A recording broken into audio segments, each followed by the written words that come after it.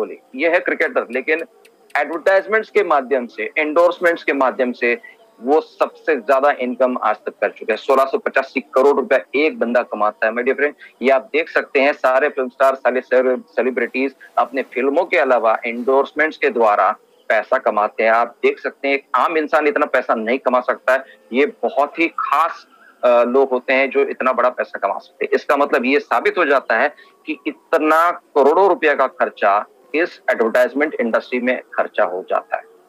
But इसके अलावा केवल फिल्म स्टार्स ही नहीं, स्पोर्ट्समैन भी इसमें बहुत एंडोर्समेंट में पैसा कमाते हैं। केवल फिल्म स्टार्स नहीं, बट पॉलिटिकल पार्टीज भी। ये स्क्रीन आप देख सकते हैं, इसमें इंडियन नेशनल कांग्रेस का फिगर्स आप देख रहे हैं। एडवर्टाइजमेंट्स जो लोग करते हैं इलेक्शंस के दौरान, इलेक्शन से पहले कैंपेनिंग होते हैं, बहुत सारा खर्चा इस इंडस्ट्री के अंदर ऑलरेडी होता है। बट द प्रॉब्लम इज, जब ये टेलीकास्ट होते हैं किसी एडवर्टाइजिंग एजेंसी के माध्यम से, जब टेलीकास्ट होते हैं तो 86% ऑफ द पीपल उन एड्स को स्किप कर देते हैं।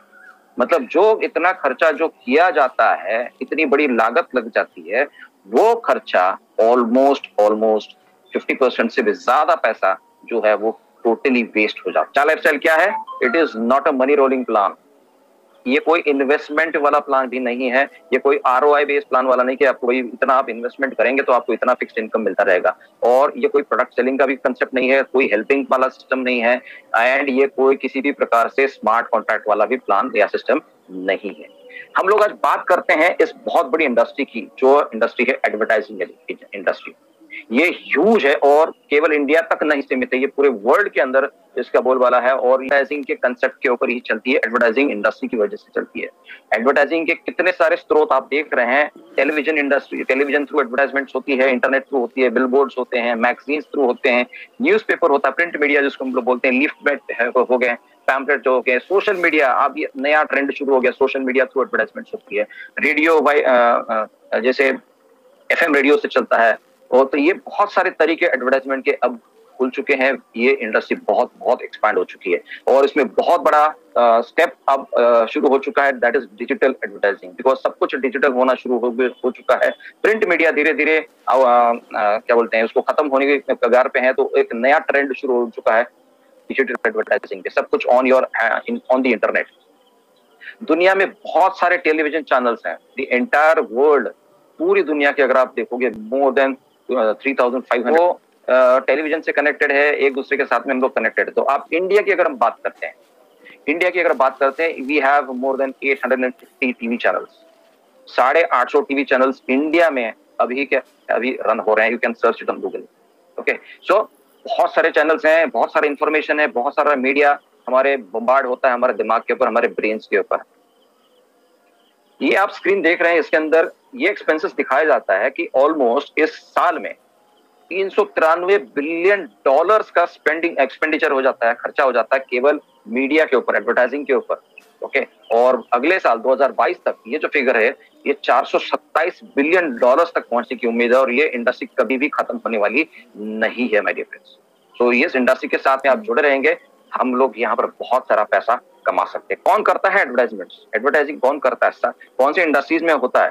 ये आप ग्राफ देख सकते हैं। हेल्थ केयर इंडस्ट्री से लेके कोई भी छोटा सा इंस्टीट्यूशन भी है, ये सभी लोग एडवर्टाइजिंग के ऊपर खर्चा करते हैं। They have their own budgets to spend.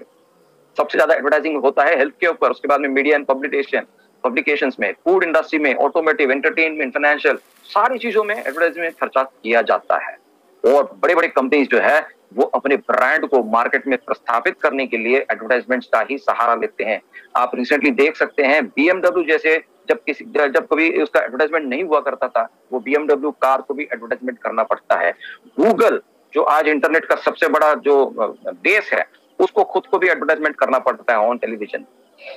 Including Facebook को भी अपना ब्रांड को एस्टेब्लिश करने के लिए एडवर्टाइजिंग का सहारा लें। ऐड चल जाता है, हम लोग हमारा रिमोट लेके उसको चेंज कर देते हैं, या यूट्यूब पे जब कोई ऐड आ जाता है तो उसको हम लोग स्किप ऐड का बटन दबा के उसको हटा देते हैं। इसका मतलब ये है कि जो कंपनी ने खर्चा किया है अपना ब्रांड आप तक पहुंचाने के लिए, तो उस ब्रांड को हम निगलेक्ट कर देते हैं, हम उसको दूर कर देते हैं। ये जो कंपनीज हैं इनको चाहिए होता है कस्टमर बेस, और ये कस्टमर बेस मतलब कौन होता है? हम और आप, हम लोग कस्टमर्स ही है, हम लोग कंज्यूमर्स हैं। तो ये कंज्यूमर्स तक अगर उनका ब्रांड नहीं पहुंचेगा तो ये इकोनॉमी भी आगे नहीं बढ़ पाएगी, ये प्रोडक्ट्स हमारे तक नहीं पहुंच पाएंगे, इनकी सर्विसेज हमारे तक नहीं पहुंच पाएंगे और हम लोग इंफॉर्मेशन से बहुत ही वंचित रह सकते हैं।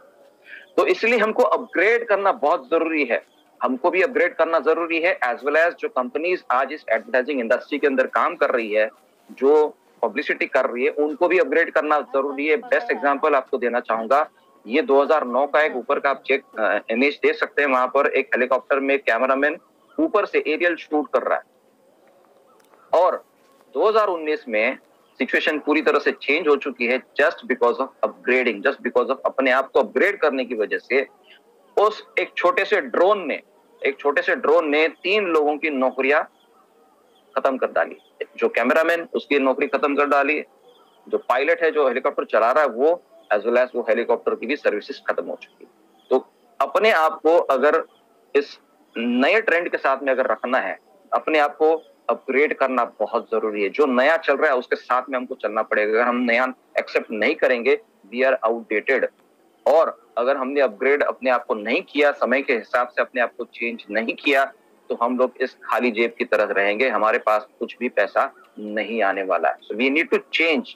एंड जो दुनिया के सबसे बड़े मोटिवेटर है मिस्टर जिम रॉन, उनका भी कहना यही है, for things to change you have to change and for things to be better you have to be better. तो परिस्थिति नहीं बदलेगी, बदलना हमको पड़ता है। तो ये मौका हमको मिला है जा लाइफस्टाइल की वजह से, एक लाइफस्टाइल को चेंज करने का मौका इस कंपनी के माध्यम से हमको मिला है। सो वेलकम टू जा लाइफस्टाइल, एंड जा lifestyle is all about people.